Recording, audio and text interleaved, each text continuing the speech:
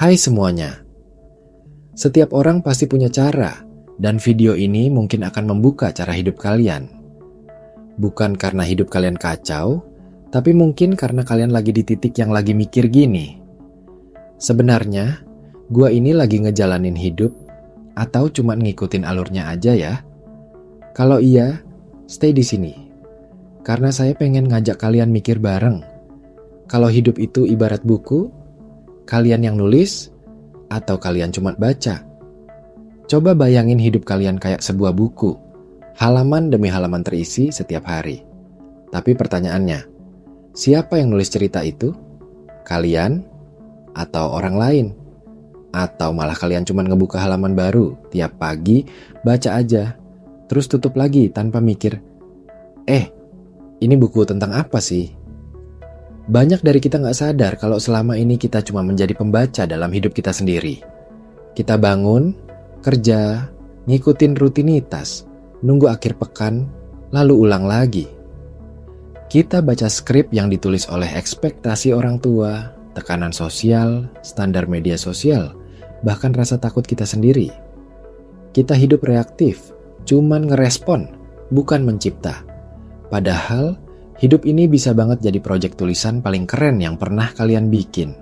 Tapi butuh satu hal penting. Kesadaran kalau kalian punya pena di tangan kalian sendiri. Viktor Frankl, seorang psikiater yang selamat dari kamp konsentrasi Nazi, pernah bilang, "Between stimulus and response, there is a space. In that space is our power to choose our response. In our response lies our growth and our freedom." Di antara rangsangan dan respons, ada ruang. Dan di ruang itu kita punya kekuatan untuk memilih respons kita. Dalam respons itulah pertumbuhan dan kebebasan kita berada. Kebayang nggak seberapa dalam maknanya? Bahkan dalam penderitaan seberat apapun, manusia tetap punya kemampuan untuk memilih. Bukan cuma bereaksi, tapi memilih. Dan dari situlah cerita hidup yang kita tulis bisa dimulai. Kalau kalian mikir hidup kalian belum seperti yang kalian inginkan, mungkin bukan karena hidupnya salah, tapi karena kalian belum mengambil kendali penuh sebagai penulisnya. Kalian terlalu sering pakai mode autopilot. Bangun tidur, langsung buka HP, ngikutin notif, ngikutin tren, ngikutin ekspektasi, dan akhirnya ngikutin hidup. Tanpa sadar, halaman hidup kalian ditulis oleh algoritma, bukan oleh kalian. Saya ngerti, gak gampang buat pindah dari pembaca jadi penulis. Karena menulis artinya kita harus ambil tanggung jawab. Kita harus mikir, harus jujur, harus berani ambil risiko.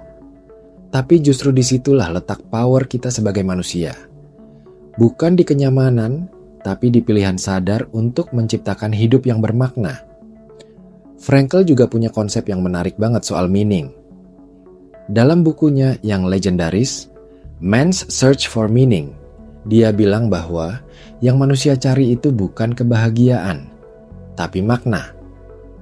Kebahagiaan itu muncul sebagai hasil samping dari hidup yang bermakna, bukan dari sekadar ngumpulin pengalaman enak atau pencapaian kosong. Jadi pertanyaannya sekarang, apa sih makna dari cerita hidup kalian sejauh ini? Apa konflik utamanya? Siapa tokoh utamanya? Apa turning point-nya? Dan yang paling penting, apakah endingnya bakal kalian biarkan ditulis oleh keadaan atau kalian tentukan sendiri? Banyak orang nunggu plot twist dalam hidup, nunggu momen magis yang bisa ubah segalanya. Tapi faktanya, perubahan gak datang dari luar. Perubahan datang dari keputusan kecil yang kalian buat setiap hari.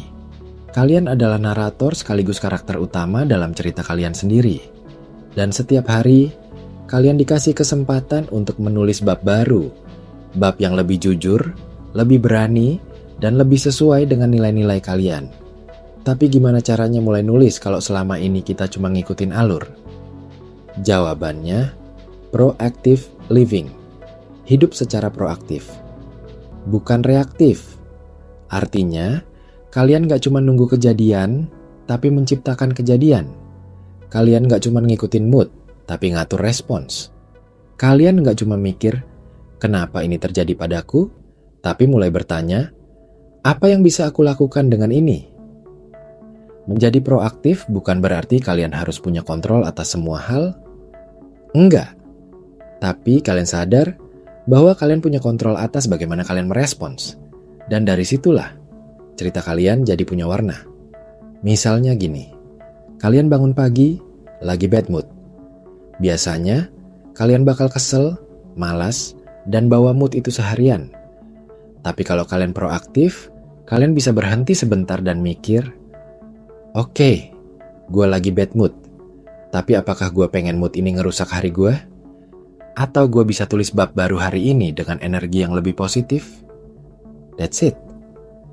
Itu langkah kecil yang kelihatannya sepele, tapi bisa jadi pembeda besar dalam jangka panjang. Saya tahu, kadang kita takut menulis bab baru karena takut salah, takut gagal, takut orang lain gak suka. Tapi hey, bahkan novel terbaik pun punya bab yang penuh konflik.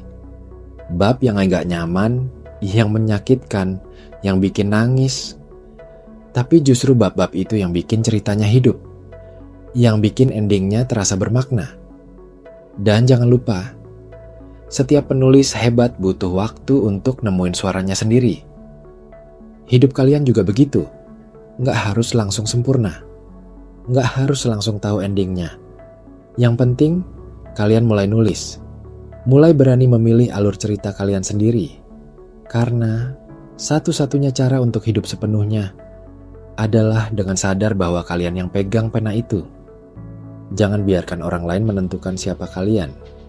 Jangan biarkan masa lalu mendikte masa depan.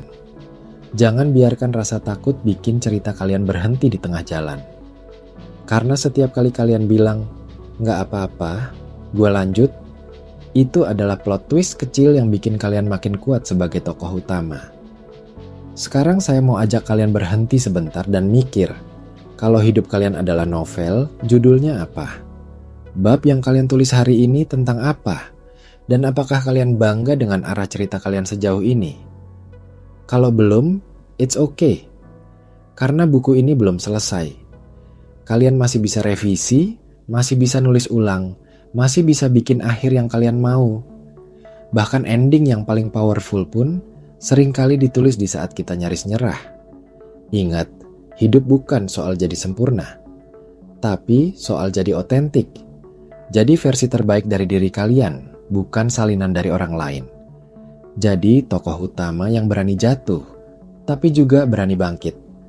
Jadi penulis yang mungkin sering ragu, tapi tetap menulis. Jadi mulai sekarang, mari kita berhenti cuma jadi pembaca. Ambil alih pena itu, tulis cerita kalian sendiri. Karena dunia gak butuh cerita yang sempurna. Dunia butuh cerita yang jujur. Cerita yang kalian tulis sendiri. Dan saya yakin kalian bisa mulai bab baru itu mulai hari ini. Kalau kalian suka konten kayak gini dan pengen belajar lebih banyak tentang gimana caranya jadi penulis hidup kalian sendiri dari perspektif psikologi, filsafat hidup, dan latihan sederhana buat mulai proactive living, jangan lupa follow dan share ke teman kalian. Karena siapa tahu mereka juga lagi lupa bahwa mereka punya pena itu di tangan mereka.